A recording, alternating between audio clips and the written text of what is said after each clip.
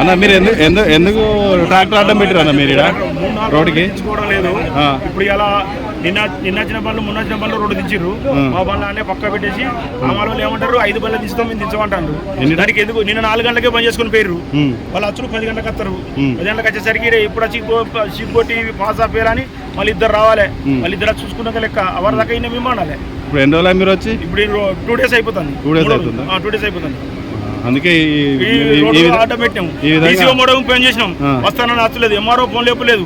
ఇక్కడ ఒక వీఆర్ఓ పంపితే వేరే కూడా ఉన్నారు పాపం, ఆయన దించలేదు. లేబర్ కూర్చుంటారు, ఒక బండి తీసేటప్పుడు కూర్చుంటారు. వాళ్ళకి ఏం చెప్పారో ఈ మిల్లర్స్ లేబర్ ఎన్ని దిగినాయి? 5 బండ్లు 5వ బండి దిగుతుంది కానీ ఇప్పుడే ఇప్పుడు దించే వాళ్ళు తిండికి పోతారట.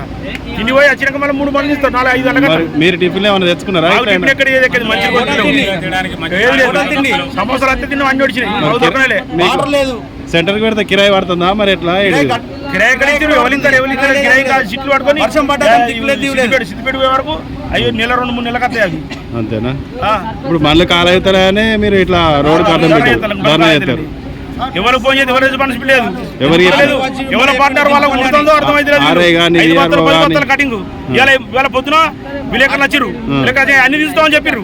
సపడే వేరు వాళ్ళు వేరే అంతే ఉన్నది మా పరిస్థితి. ఏ విలేకరులు వచ్చారు? హుస్నాబాద్ నుండి సూర్య విలేకరు వాళ్ళు, TV9 కూడా వచ్చారు.